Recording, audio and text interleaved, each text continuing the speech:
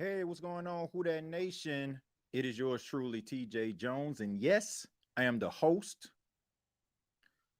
of the State of the Saints podcast. And thank you all for checking out the State of the Saints podcast, where we talk New Orleans Saints. Really do appreciate your time. Shouts out to each and every one of you that stopped by the State of the Saints podcast on this episode. To be quite honest, I don't really have a show topic. This is mostly just Saints talk. I haven't done a show in quite some time, man. It's been a few days since I've done a show, but I did want to just kind of stop by to talk to the Who That Nation, try to answer some questions that you may have pertaining to the Saints or the NFL in general. So I'm going to take a few minutes just to just answer some questions. But in the meantime, if you're stopping by, I ask that you hit the like button, subscribe to the State of the Saints podcast channel if you have not already. This is a podcast that's very interactive, and we talk New Orleans Saints as well as topics pertaining to the NFL. I know a lot of people are excited about the New Orleans Saints and the future of the team as we shift gears to the offseason. The draft is just around the corner, and the whole process is underway. I really enjoy this time of year. It's unfortunate that the New Orleans Saints aren't in the postseason, but as a person that follows sports, that follows college football, that covers a college football team in Coastal Carolina, this is an exciting time when you get to go out and you get to interact with so many college players with so many different stories. And there are a lot of guys who fly under the radar that people never really heard of. In college football, major college football, there's always the usual suspects that everybody knows, the Fernando Mendozas and, guys like that, Ty Simpson, Jeremiah Love, the list goes on and on. But there are a few players, quite a few of them, that fly under the radar that will be great parts and great additions to teams that need their services. And, going to the NFL Combine, the Senior Bowl, is an exciting time. So just want to go ahead and answer some of your questions, and then we're going to go ahead and get up out of here. I want to give a special shout out to KMC. It says who that?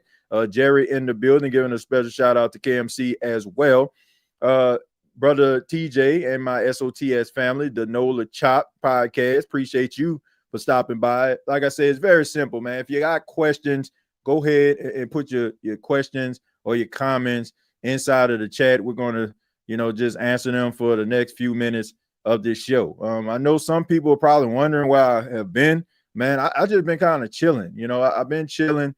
I thought about, maybe just doing a little bit more podcasts, but I just need to recharge the batteries a little bit, man. I just thought that it would be a little bit of a great opportunity to get some downtime, to be able to, kind of hang out with my family, hang out with the Packet Man, and just be able to just do some family stuff, man. Watching some TV, man. Y'all know how I do it, man. I love sports. I love doing this show. I love interacting with so many people, but that's my top priority. I don't think I can do a show and have this much success as being a podcaster and doing the things that I do if it wasn't for them. So, man, just wanted to kind of, just focus on that for the next couple of days. And, we're going to rev up. I just recently re-signed with Bleacher Report. So I'm going to be having some Bleacher Report content that's going to be coming out in February. That starts February.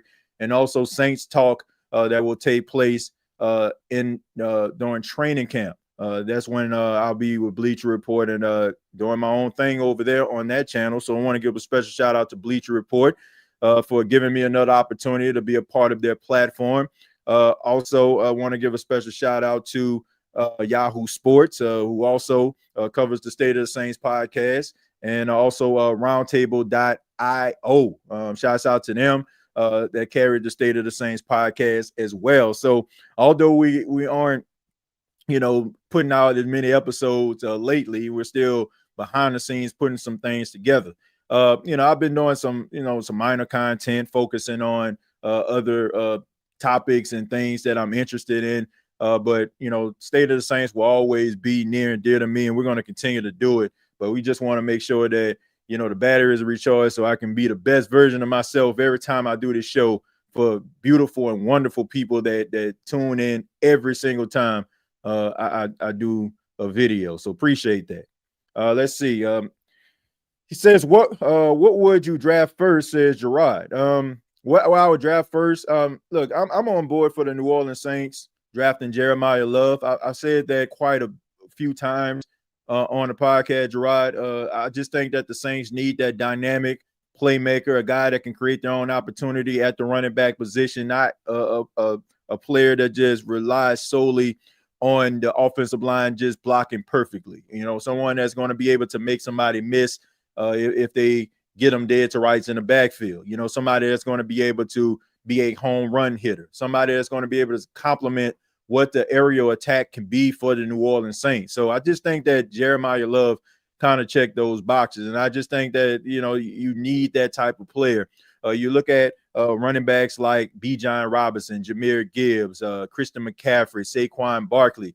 Those guys are dynamic because of the abilities that I alluded to, right? It's not just the fact that they can run in between the tackles. It's the fact that they can create their own opportunities. And because they can do that, it just makes them dynamic. And I just think that's something that the Saints have been missing for quite some time.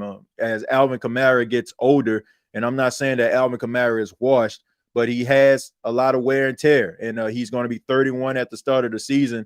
So I don't think it's fair for you to go into Alvin's, if I'm not mistaken, 10th season in the NFL, expecting for him to be, Adrian Peterson when he first got there, right? You want to be able to have a guy that complements him, and also so he can be able to be preserved. So later on in the season, you can rely on a guy who has been there and done that. You can have yourself a young stud alongside Alvin, and it can be a really good 1-2 punch. And also, if you add Devin Neal, who has showed a lot of promise, I think that can be something that the Saints can really have that is of value for this team. So, yeah, I would draft Jeremiah Love with the first round pick if I were the Saints, if I was in their front office.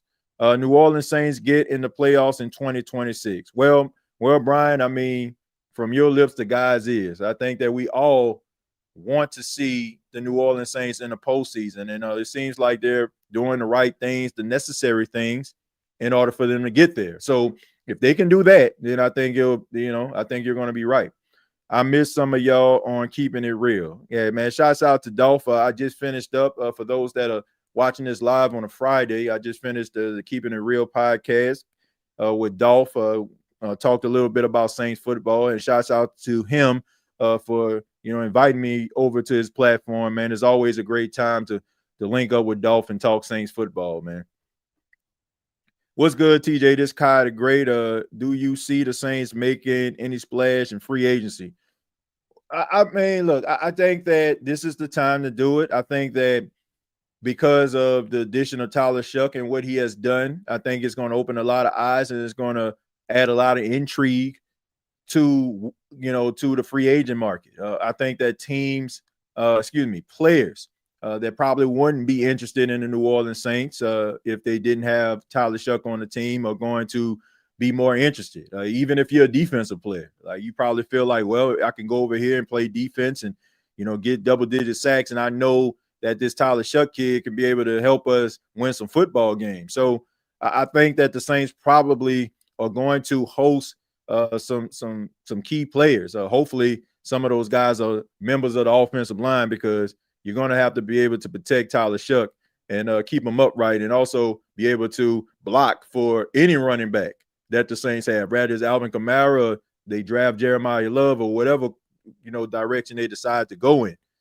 You got to be able to protect these guys and block for them. Hope everybody been good. I hope everybody's been good as well. Hope everybody is staying safe. I know there's some inclement weather, some rough weather that's coming through. Me out here in South Carolina, we have some weather that's supposed to be coming through on Saturday afternoon, and it might affect some of the roadways. So I know that out there where my mom is out in Mississippi, and Dolph, who I just recently spoke with, know they have some really rough weather out there as well. So if you are in those areas, man, be safe. And if you don't need to drive, make sure that you stay inside, man. Make sure that you get what you need, and just try to, lock in. We don't want to hear about any unfortunate events, right? For people just out here, right? You got to make smart decisions so everybody can be safe.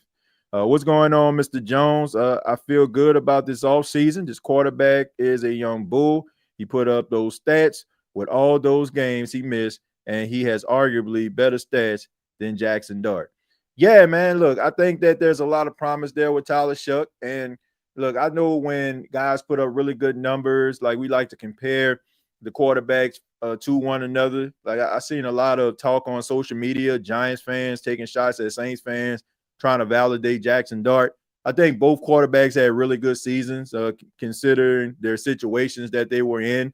The firing of Brian Daboll by the Giants, the Saints offense was stuck in neutral with a young coach trying to figure it out. I think both quarterbacks made the best out of a very difficult situation. I think that both quarterbacks have a lot of promise for the future. I'm pretty sure that John Harbaugh, the new head coach of the Giants, is going to put Jackson Dart in the right position to succeed. Just like I believe that Kellen Moore will add some things to his offense and be able to add some nuances to his offensive playbook to allow Tyler Shuck to succeed. I think that two things can indeed be true. But I know that, when you're a fan base and you have an emotional investment in said team, I think sometimes, we try to maximize the guy that we love and minimize the other. But I think that both quarterbacks had really good seasons. And I know that they're both nominated for Offensive Rookie of the Year. But if either quarterback wins, I would not be surprised. If neither quarterback wins and they roll with maybe like a Tedoroa McMillan or a Travion Henderson, I would not be upset or surprised by that either. I just think that these two quarterbacks showed a lot of promise, and I think that they're very talented. So I don't think that you need to pin one up against the other. I think they both had really good rookie campaigns, and hopefully they can continue the momentum to help their team be successful in the future, because both fan bases, Lord knows, need some success because they haven't had it in quite some time. TJ, would you consider trading for wide receiver Keon Coleman from the Bills? That's a good question, man. I wouldn't mind seeing Keon Coleman with the Saints. I just think that what Keon Coleman possesses, I don't think that's what Buffalo needs in the number one receiver. I think that Keon Coleman is a really good, talented wide receiver. I just think that because the expectations of what he came to Buffalo with, he was supposed to be that number one guy. They drafted him atop of the second round. And when you do that, you expect for that player to be your starter, be that top guy. But I think that Keon Coleman is a talented player. I just think that people just want guys to be everything and more right away, because maybe they see an outlier or two, or they see a wide receiver or another skill position player have a really good season, and they look at their guy and they size him up and be like, why can't you be that? I just think that Keon Coleman is a solid wide receiver. I wouldn't mind seeing him in a Saints uniform. And, I think he really showed his skill set. People like to talk about him dropping that pass in the back of the end zone, but that play wouldn't have counted anyway, right? It was a holding penalty on Buffalo, but people are like, oh, he dropped the ball, but it wouldn't have counted anyway. So if he would have caught the pass, would it just put your mind at ease that he caught the pass? But he caught an even difficult pass on a quick slant, and he broke a tackle and dove into the end zone for a touchdown, really showed his athleticism. So, look, man, I like Keon Coleman. I don't think he's going to go anywhere as of right now. I'm pretty close to some people that know Keon Coleman pretty well. They say they're good. So as far as I'm concerned, I don't think anything is going to happen in Buffalo right now. But if it does, I ask about it. But as of right now, it doesn't seem like, nothing really came of that. So, but if they were to trade for Keon Coleman, it would be a really good addition to the team. I think that he would bring something to the table. I think he would bring a really good big body possession receiver to the team. But the question is, what would you do with Devon Vele? Because they kind of possess the same skill set, if you ask me. But Keon is definitely a talented wide receiver, and I just think that they need one more wide receiver out there, a guy that could possibly be that true number one.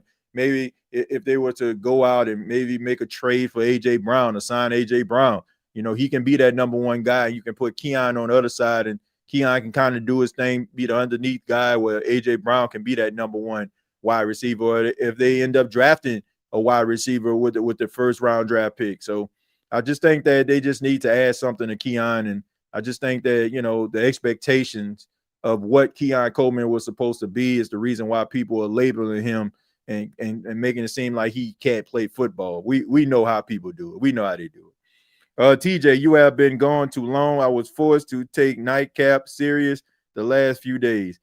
Yeah, man. Look, I've been chilling. I've been chilling as of late, and like I said, we probably gonna kick up in February, like when I have to do these Bleacher Reports.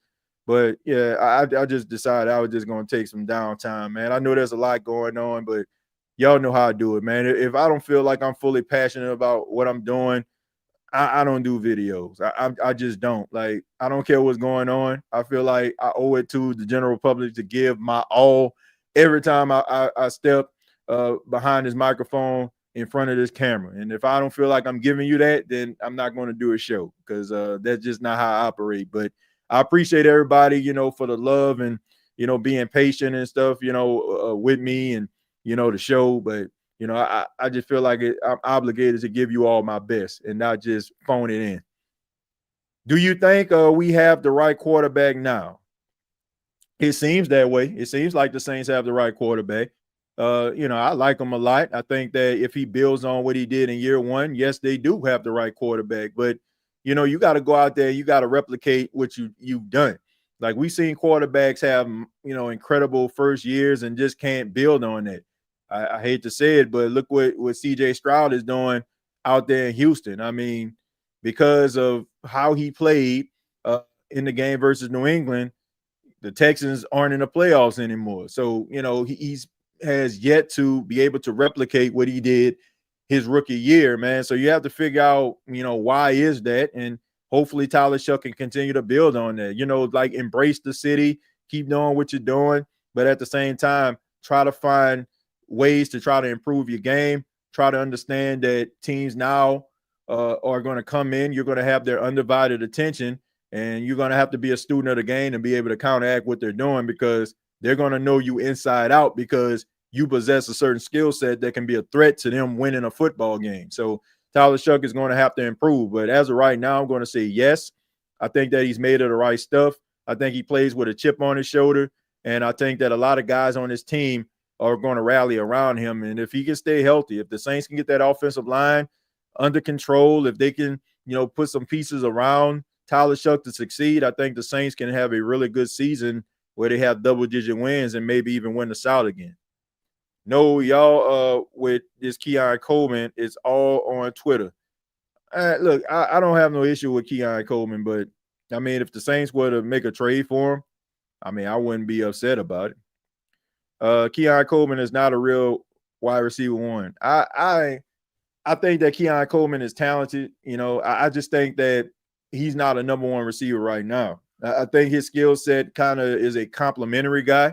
Like, I think that if the Buffalo Bills were to get a number one guy, I think Keon Coleman would thrive. I just think that he's more of the Gabe Davis to another person, Stephon Diggs. Like, Gabe Davis was talented too. I mean, y'all seen Gabe Davis go off for 4 touchdowns against Kansas City that year, when they have Stephon Diggs out there, but I just think that he needs a guy that can probably demand maybe a double team, a guy that can be their number one guy before, he can really thrive. I just don't think that he possesses that number one wide receiver skill set just yet. But if, like, let's just say, if that number one wide receiver was down one week, I think that he can step up and be that 100-yard, multi-catch receiver that they need. But I just think that he just needs to, focus, man, and use this, as a chip on his shoulder. Like, the ownership talking about you, questioning should they have drafted you in the first place, like, use that as a chip.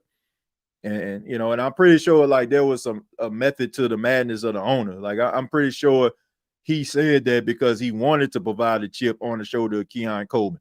So it's up to Keon to figure out if that is what he's going to use that for, or he's going to crumble, but I don't think he will.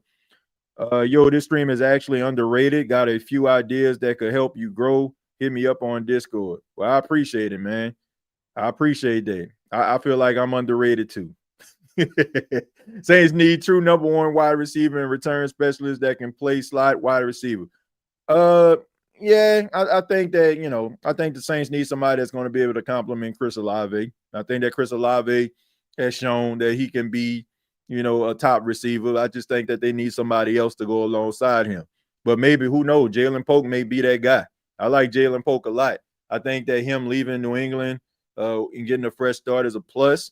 It seems like he and Tyler Shuck are bonding together. They fishing together and stuff. So maybe they can join at the hip. And I just think that it's going to, it's going to help them to be able to have chemistry on the field as well as off the field. We won't know until we get to the playoffs. That's a good point. That's a good point, man. I mean, you got to continue to replicate what you're doing. Yes, there was a rise outside of YouTube headquarters demanding you come back. Yeah, I mean, I doubt that, but I appreciate that, Josh. TJ, what's your thoughts on Phillip Rivers getting an interview as Bills head coach? Because I don't want him. Look, I like Phillip Rivers a lot. I think that Phillip Rivers can be a really good coach, a guy that's really passionate. Like, if you follow Phillip Rivers' post-career, I mean, he did coach. I know people like, he coached in high school. Is a completely different beast. But when you have been a quarterback in the league, understanding the X's and O's, and like I said, I think he's made of the right stuff. And we've seen guys, play in the league and come back and find success. We see D'Amico Ryans, we see Mike Vrabel out there making things happen as well.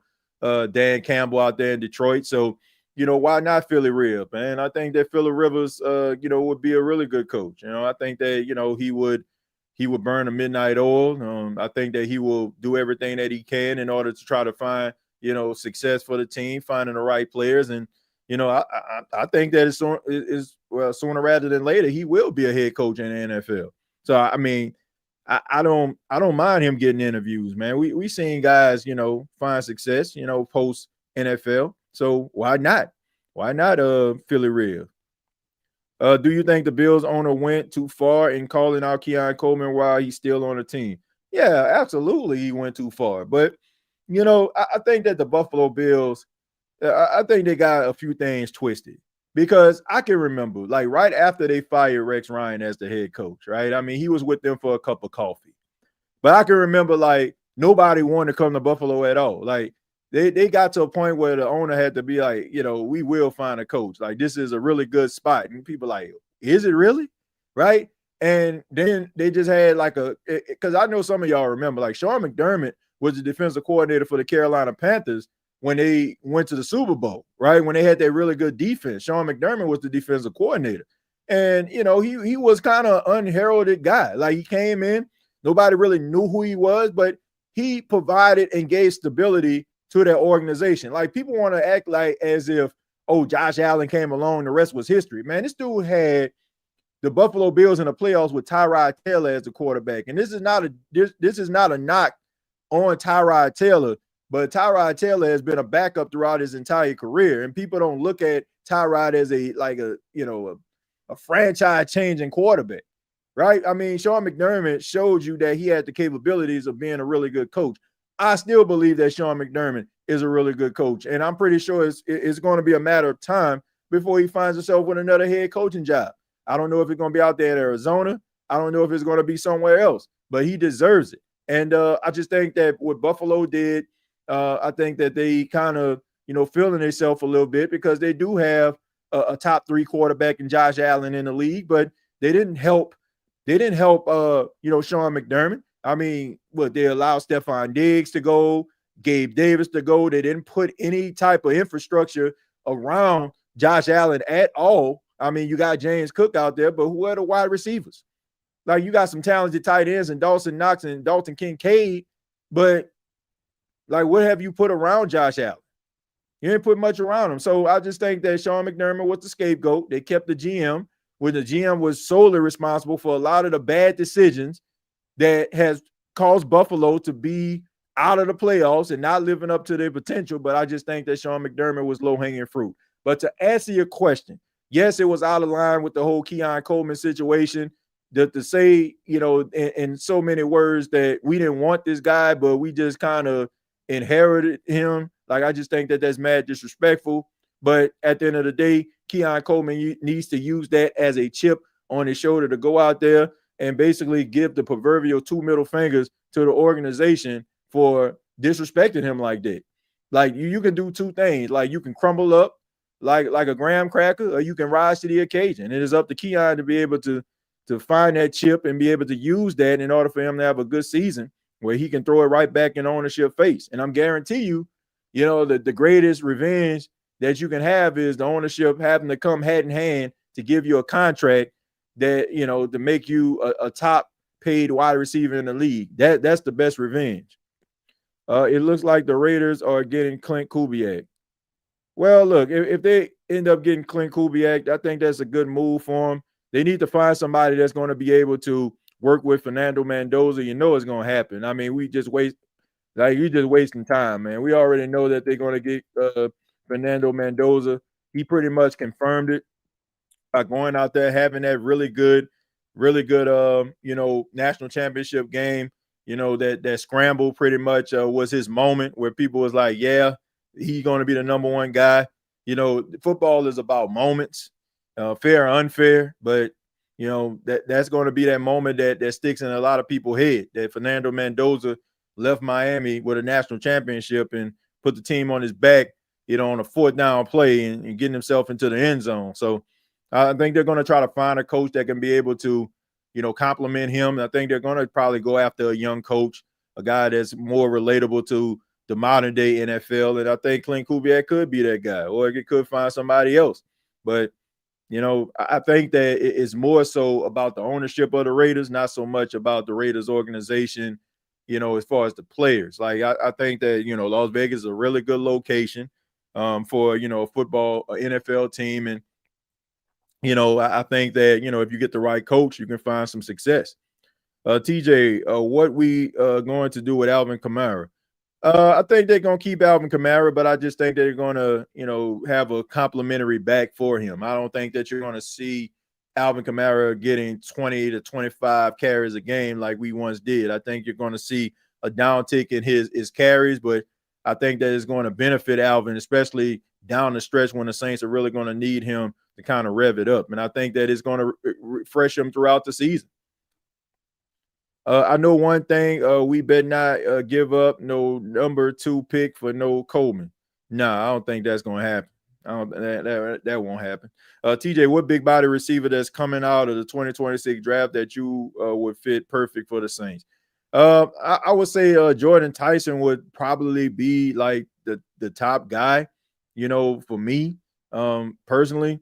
I think that, he can be that contested guy, the guy that can, get you that yards after the catch. He's a guy, he's 6'2", about 200 pounds. You could go with Cornell Tate, he's 6'3", but I don't think the Saints are going to, end up getting Cornell Tate. Denzel Boston is out there, for Washington Husky, he's 6'4". Chris Bell for Louisville, a little, reconnection with Tyler Shuck. They got a couple guys, like some of the top wide receivers coming out of the draft are like 6'2" plus. So if the Saints don't end up getting a wide receiver in the first round, you might end up getting a really talented one in the second round or even in the third round. But, I just think that, I look at this wide receiver room and I think the Saints in much better shape than a lot of people give them credit for. I think it's the fact that people haven't seen Trey Palmer, they haven't seen Jalen Polk, so they just like, what do the Saints have? Like, you got Devon Bailey, you saw him play. Chris Olave, you seen him do his thing. So it's like the question mark is, what about these other guys? But I think they're in much better shape than a lot of people give them credit for. Stroll down a little bit. I'm going to take a few more and I'm going to get up out of here, folks. Says, look like Appel's finally going to get a win. Yeah, that's good, man.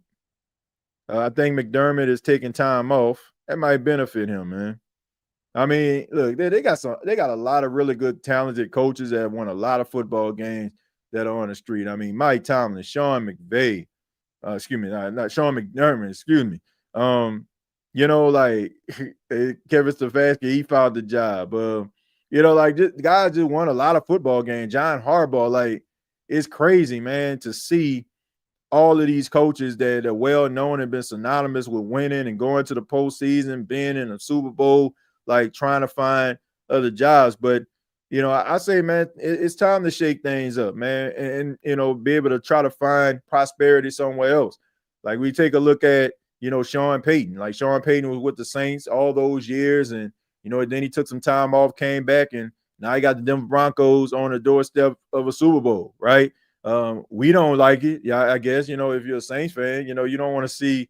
I mean, I don't know, man. It's mixed emotions about that. Some Saints fans are like they happy to see Sean, find success elsewhere. And they got a couple Saints players on the Denver team that, they like, but you got other, fans that are like, man, forget this dude, man. Like, I hope he lose. But wherever you fall, man, I mean, Sean Payton is showing that he's a really good coach. And sometimes you just need a change of scenery. When you walk to the same place and the key card worked the same, and you've been parking in the same parking spot, and your office in that same corner, and you kind of get familiar, with the same old thing, and things might become redundant.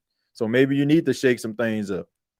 Hey TJ, what the Saints' biggest need? The Saints' biggest need is on the interior, like the interior offensive line and the interior defensive line. I think the Saints need to maybe look into free agency and try to, maybe pick somebody up on the interior and maybe draft a guy. Like one player that I'm looking at, I hope that the Saints take a look at. Is he's probably going to be a late round pick. Y'all probably seen him play in the national championship game, but it was offensive guard Pat Coogan. Pat Coogan is a really solid offensive lineman. I think that if you was to draft him late, if the Saints don't want to get rid of Cesar Ruiz, they can bring in Coogan and have him compete against season. And whoever wins the competition, that's who ends up being a starter. And if Coogan ends up beating out Cesar Ruiz, you can possibly use Ruiz as trade bait and maybe get something for him. But I just think the Saints need to fix his interior on his offensive line. And if they can do that, then it'll be fine. Says, I want the guard from Oregon in the second round. He's not going to last to the second round. I can tell you that right now. Like, he's not going to last to the second round. He's going to be a first-round pick.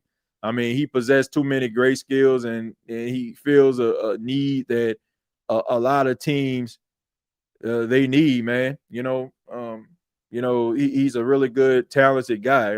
I think his name is Pregnon, if I'm not mistaken, Emmanuel Pregnon. But he's a talented guy, and I think he's going to be a first-round pick. So if the Saints don't end up drafting him, guess what? He's going to end up like being gone in the first round. You won't get a po' boy sandwich for Ruiz. That's not true, man. That's not true. You'll get if you can get a 6th-round pick for Trevor Penny, like you can get at least a fourth. You can just get a fourth for Cesar Ruiz. At least Cesar Ruiz has been a starter in the league. He started a lot of games.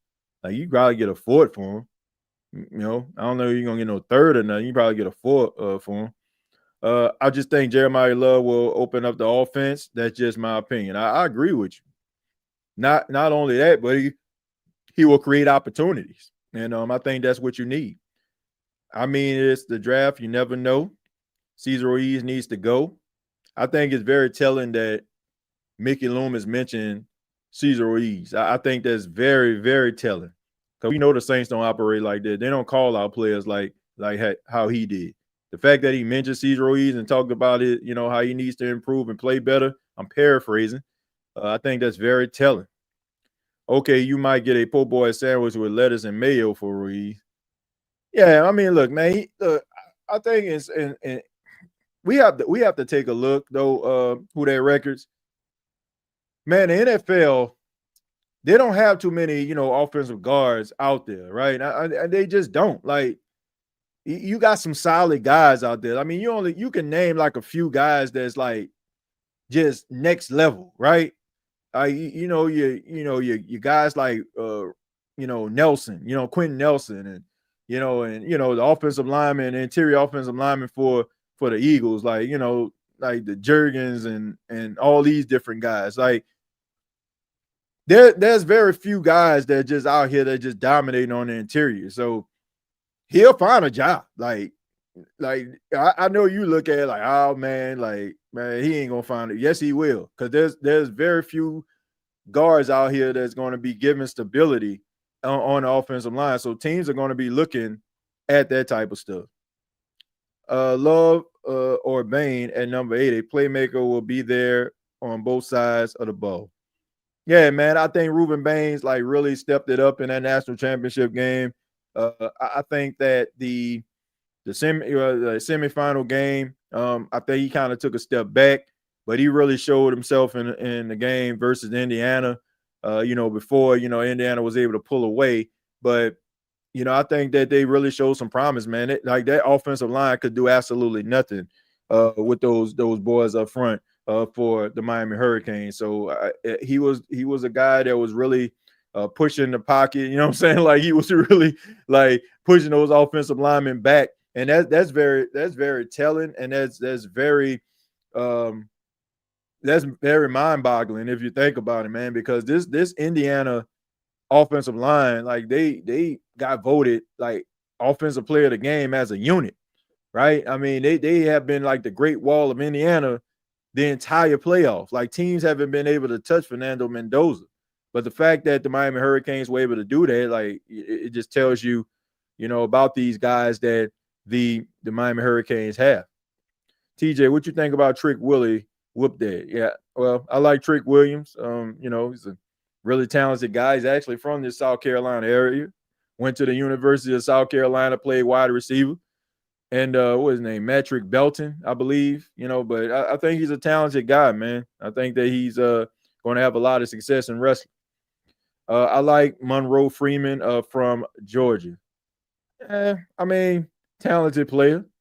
I mean, look, there's a lot of talented players, and as we get closer to the NFL draft, and hopefully, I'm knocking on wood here, I get another opportunity to go to Indianapolis to check out the combine. I want to see like what some of these players can do, and it's an exciting time because I think we all can be in agreement with this. At least the Saints aren't going into this draft trying to draft a quarterback. It seems like the New Orleans Saints have their quarterback of the future. Now they can focus on other things, and I think that can kind of put the Who Dat Nation's minds at ease. But I want to say thank you all for stopping by here on the State of the Saints podcast. Know it's late. I hope everybody once again stays safe. I know there's inclement weather around the areas where you are right now. Got some inclement weather coming our way on Saturday evening. Be safe out there, folks. Be safe out there. Get what you need. Go back into the house, man. There's plenty to do. I know sometimes we stay in the house too long, get cabin fever, but do not go outside if you don't have to, especially if it's some rough weather in your area. Take the time out to get what you need, and like I said, get back into the crib. Also, previous episodes you all can check out here on the State of the Saints podcast. If you're new to the channel, you can check it out. Check out what we have done so far. Man, we have reached 2,000 episodes. I cannot believe this. I believe this is episode 2002 of the State of the Saints podcast. So we have done over 2,000 episodes here, which is incredible, man. And I really do appreciate you all being on the ride with yours truly throughout the years. And if you just jumped on, I really do appreciate it as well. Till next time, all I got to say is